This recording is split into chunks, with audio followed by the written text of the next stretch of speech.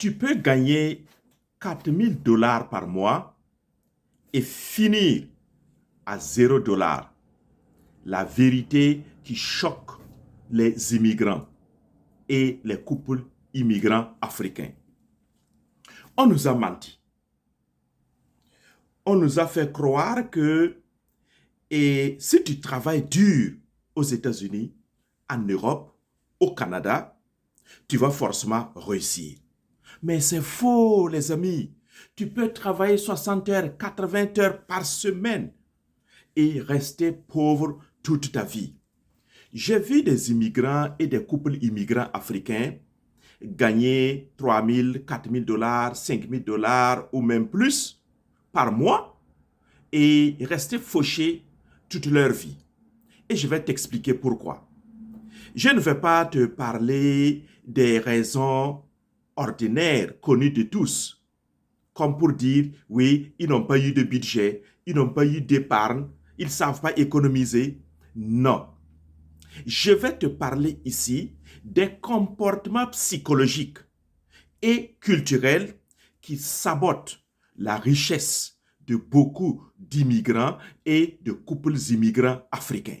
Je répète ceci. Je vais te parler des comportements psychologiques et culturels. Voici le fond du problème. Ce n'est pas le manque de bon salaire, mais le problème vient des comportements psychologiques et culturels qui vont saboter la richesse sans que tu ne te rendes compte. Alors, bienvenue à EFATA, l'école des familles et de la réussite en diaspora. Et j'ai aussi créé l'école du couple et de la relation.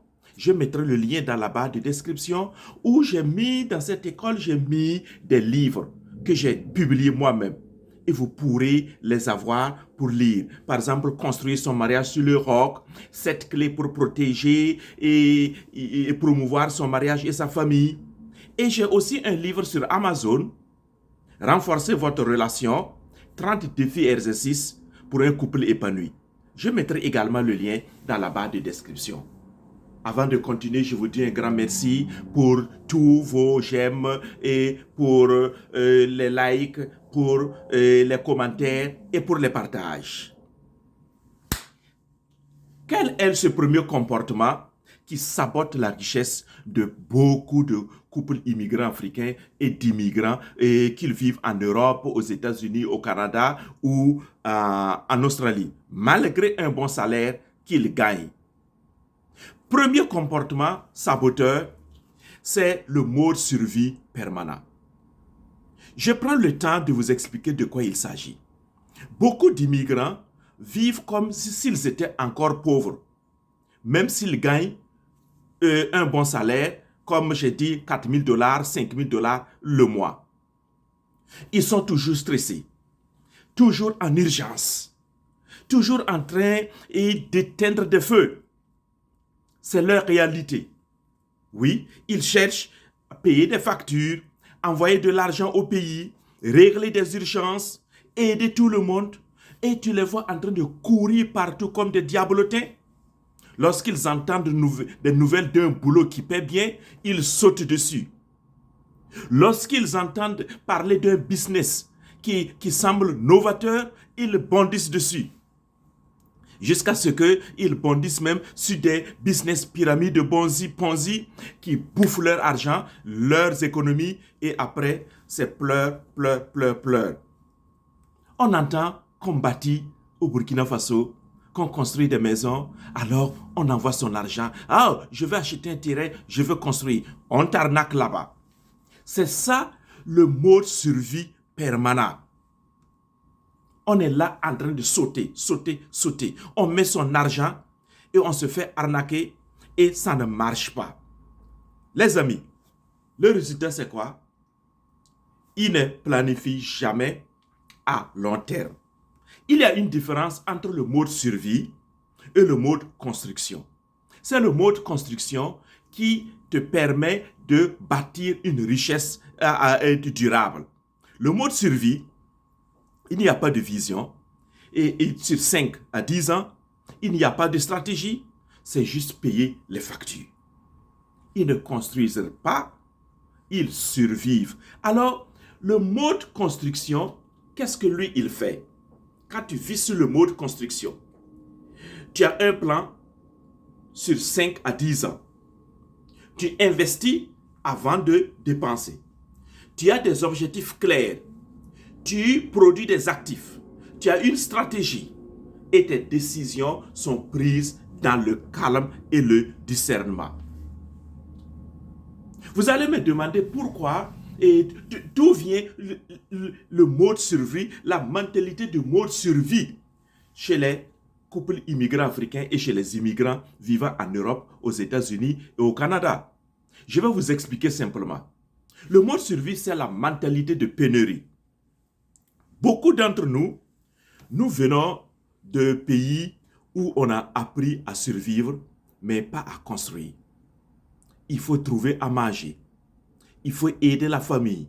Il faut régler les urgences.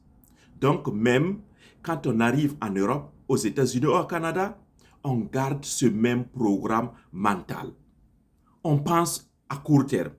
On pense sécurité. On ne pense jamais richesse.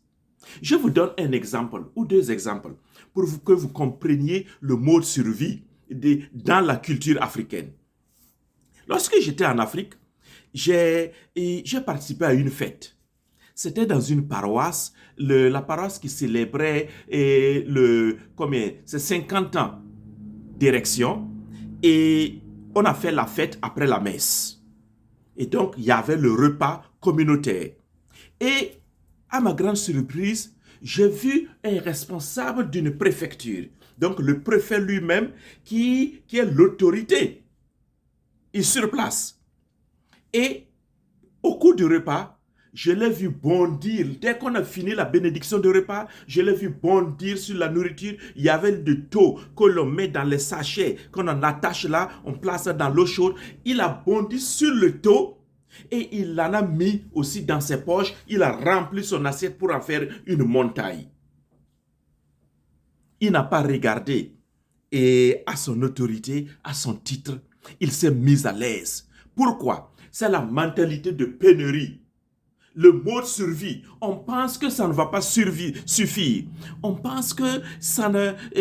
si je prends l'essentiel et que je reviens ou que je planifie, je vais tout rater. C'est la même mentalité qui anime certaines femmes lorsqu'elles vont à des fêtes, des grandes dames respectables, mais toujours avec un sachet noir dans leur sac à main. Et elles vont ramasser les repas, les viandes, les boissons à gauche, à droite. Et pourtant, ce qu'elles ont même à la maison, c'est plus que cela. C'est ça le mot survie. C'est ça la mentalité de pénurie. On pense à court terme. Et donc, on arrive en Occident, aux États-Unis, au Canada, avec le même programme mental. Et on court partout. On est éparpillé. Éparpillé partout. Pas de concentration, pas de discernement, pas de stratégie, pas de plan. Voilà le mode survie qui sabote maintenant la richesse de beaucoup d'immigrés et d'immigrants et couples immigrants africains en Europe. Alors, avant de continuer, je vous en prie, faites comme ça, s'il vous plaît. Mettez les j'aime et déposez vos commentaires là où il faut. Je prends le temps de vous lire et de vous répondre à cœur joie. Et partager cette vidéo, ça va aider beaucoup de gens, ça va réveiller nos différentes communautés africaines en Europe, aux États-Unis, au Canada. Un pouce. Merci beaucoup. Deuxième comportement psychologique et culturel, c'est les petites fuites invisibles. On ne voit pas cela toujours. Les petites fuites invisibles vont détruire ta richesse, vont faire que même si tu gagnes un bon salaire, $4 000 le mois, tu vas finir à $0. De quoi s'agit-il? Il ne s'agit pas de grosses dépenses. Non. Il s'agit par exemple des différentes commandes de Uber Eats, des abonnements ici ou là, Netflix ou en salle de gym. Pourtant, on n'y va pas du tout.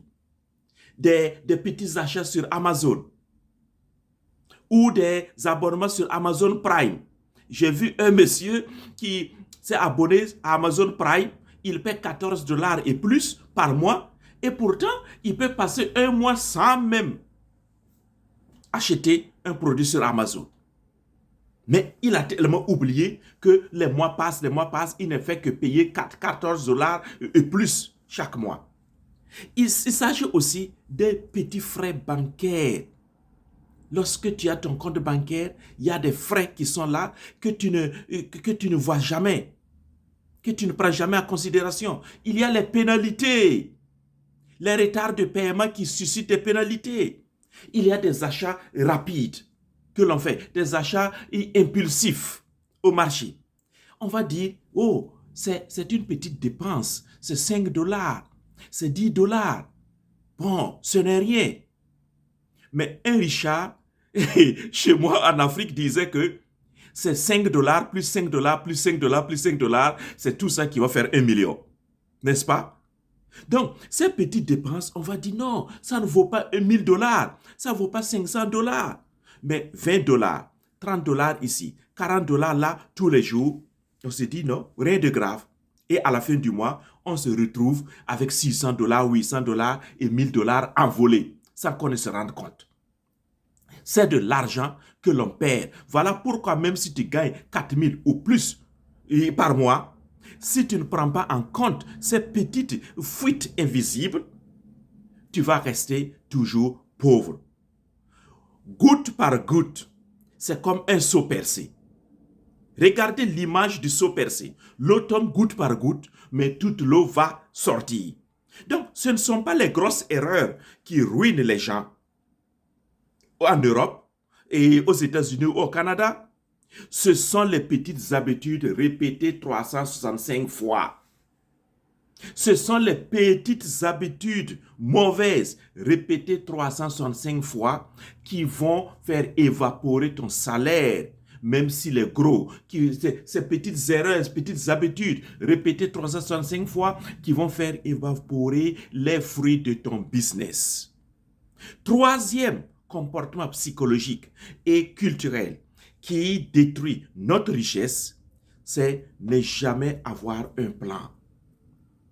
C'est-à-dire, on n'est pas capable parfois de designer notre vie. Quel modèle de vie je vais avoir dans 5 ans, dans 10 ans? Il gagnait 4000 dollars, mais il n'avait aucun plan clair pour sa vie. Pas d'objectif, pas de chiffres, pas de date. Prenez par exemple 10 immigrants ou 10 couples immigrants. Asseyez-les, interrogez-les sur leurs chiffres qu'ils veulent faire dans 3 mois, dans 1 an, dans 5 ans, dans 10 ans. Et avec les dates claires, c'est-à-dire des objectifs SMART. Beaucoup d'entre nous ne sont pas capables de le faire. Alors, on vit au gré du vent. Et on prie Dieu que Dieu nous vienne en aide tous les jours. Alors, là où le vent nous conduit, on est dedans. Là où le vent nous reconduit, on y va encore. On se dit, Dieu va faire les choses. Vous voyez, ce comportement psychologique et culturel, Dieu s'en occupera. C'est la bénédiction de Dieu. Mais où est ta part? Ta responsabilité pour t'asseoir et mettre un plan, designer ta vie et demander à Dieu justement. J'ai vu dans la Bible, que je lis assez souvent, lorsque les gens vont vers Jésus, dit Jésus, aide-nous. Prenez par exemple l'aveugle ou l'aveugle Bartimée qui courait vers Jésus. Qu'est-ce que Jésus lui a demandé? Que veux-tu que je fasse pour toi? Que veux-tu que je fasse pour toi? Et Bartimée dit que je vois. Son objectif était smart, clair, que je vois ici et maintenant. Et Dieu va faire boum. Mais nous, on court, on est là, juste travailler, payer et les factures et recommencer encore la roue. Et quand tu n'as pas de plan pour ton argent part dans tous les sens. Si tu as du plan, un plan clair, tu as designé ta vie, dès que tu reçois $1, tu sais où tu vas le mettre immédiatement. Dès que tu reçois ton salaire, tu sais que 20%, 30% ou 40% vont aller dans ces domaines de ta vie ou un projet précis clair. Autrement dit, si tu n'as pas ce plan clair, ben on t'appelle, n'importe qui t'appelle, et puis boum, oh, j'ai toujours 3 500 $ dans mon compte. On dit, oh, j'ai besoin de 500 $. Boum, voilà. Et tu donnes. Parce que tu n'as aucun plan qui te modère la vie.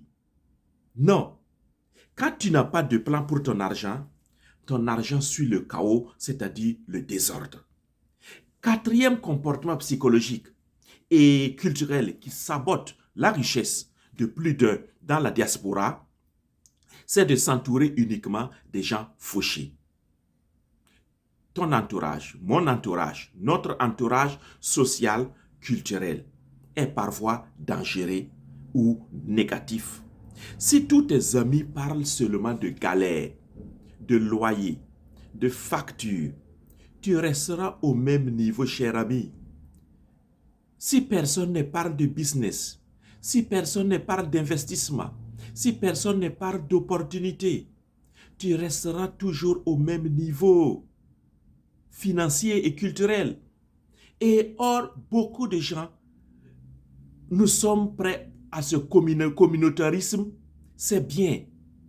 Mais lorsque tu sors de ta zone de confort, tu vas ailleurs, l'herbe est aussi fraîche ailleurs, l'herbe est aussi verte ailleurs. Aller apprendre de nouvelles choses, ça fait du bien. Aller s'exposer à de nouvelles réalités qui te challenge.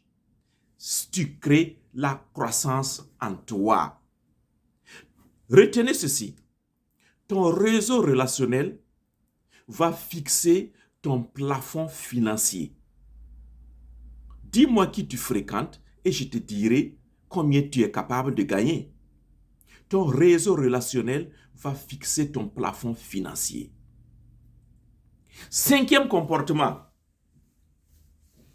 psychologique et culturel qui sabote notre richesse, même si on gagne beaucoup d'argent et on va finir avec $0, c'est être occupé au lieu de progresser.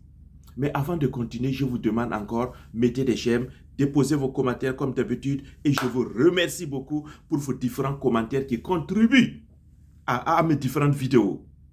Cinquième comportement, c'est être occupé et penser que l'on progresse. On confond être occupé avec progresser. Il travaillait tout le temps. Il a 2 boulots parfois. Donc toujours fatigué, toujours busy, toujours stressé. Il est prêt à prendre tous les shifts, les overtime, 2 boulots. Il ne refuse jamais du travail. Lorsqu'il y a un shift libre, il est dedans. Mais occuper ne veut pas dire avancer, les amis. Oui. Beaucoup d'immigrants ou de couples immigrants travaillent plus, mais ils ne valent pas plus. Tu travailles plus, mais ta valeur n'augmente pas. C'est ça que je veux dire, ils ne valent pas plus. Regardez, travailler dur ne te rend pas riche. Ça te rend juste fatigué plus vite. Mais beaucoup de gens n'apprennent rien de nouveau. Au bout de 5 ans, au bout de 10 ans, ils sont au statu quo. J'ai connu des gens aux États-Unis. J'ai commencé avec eux dans un restaurant, dans le basement, le sous-sol. Et ces gens, ils sont toujours, après 5 ans, après 7 ans. Toujours la même chose. Ils n'apprennent rien de nouveau. Et beaucoup d'immigrants pensent ceci. Je prends le temps de vous dire ceci. Ils pensent que plus d'heures égale à plus d'argent, égale à être riche. Quand ils vont faire beaucoup d'heures, ils vont avoir beaucoup d'argent et ils vont devenir plus riches. Mais en réalité, l'équation est différente, ce qui rend riche. Plus de compétences égale à plus de valeur, égale à plus riche et plus de liberté et plus d'épanouissement. Donc, si tu augmentes tes compétences, tu augmentes ta valeur et tu augmentes en même temps ta richesse qui est durable et ton épanouissement et ta liberté financière. C'est totalement différent, les 2 mindsets que je viens d'expliquer ici. Alors, apprendre à développer de nouvelles compétences. Par exemple, une formation ici, une certification, apprendre l'anglais business, apprendre de side skills, par exemple, la compétence de la vente, le digital marketing, l'immobilier ou un business. Si tu apprends cela, tu te développes professionnellement, tu augmentes ta valeur et tu as plus d'opportunités devant toi. Alors, travailler dur maintenant, maintient ton salaire, mais apprendre plus augmente ta richesse. Travailler dur maintient ton salaire, mais augmenter plus et apprendre plus augmente ta richesse. Les amis, le travail paie tes factures. Les compétences créent ta liberté. Voilà ces 5 comportements psychologiques et culturels dont on n'en parle pas toujours, mais qui sabotent notre richesse dans la diaspora, que ce soit en Europe, en France, en Allemagne, en Belgique, en Suisse, en Italie, en Autriche, aux États-Unis, au Canada ou en Autriche. It's the same. Alors, le vrai problème, cher ami, n'est pas combien tu gagnes. Non, le vrai problème n'est pas ton salaire. Le vrai problème, c'est comment tu penses. Si ta mentalité reste en mode survie, même avec 10 000 dollars par mois, cela ne te sauvera pas. Le problème n'est donc pas ton salaire, c'est la stratégie, c'est le mindset, ce sont les habitudes invisibles. Oui, chers amis, revoyons ces habitudes invisibles-là qui viennent de notre psychologie et de notre culture. Alors dites-moi en commentaire, lequel des comportements psychologiques et culturels dont j'ai parlé ici parmi les 5 là, tu vis autour de toi, ou dont tu es victime, ou quels sont les autres comportements psychologiques et culturels que tu pourrais mentionner dans le commentaire pour contribuer à cette vidéo. Merci beaucoup et n'oubliez pas de faire ceci, de partager cette vidéo et de liker et de déposer vos commentaires. Et je vous dis un grand merci. À nous revoir le week-end pour un live samedi et midi, 12h de New York, 18h de Paris. Et dimanche matin, nous aurons un live spécial. Un live spécial où nous serons en direct sur Guinée-Conakry. Ça sera à 7h de New York, 12h de Guinée-Conakry, 13h de Paris. Nous allons faire voir comment des immigrants essaient d'aider des enfants victimes de cancer en Guinée-Conakry. Merci et bonne journée.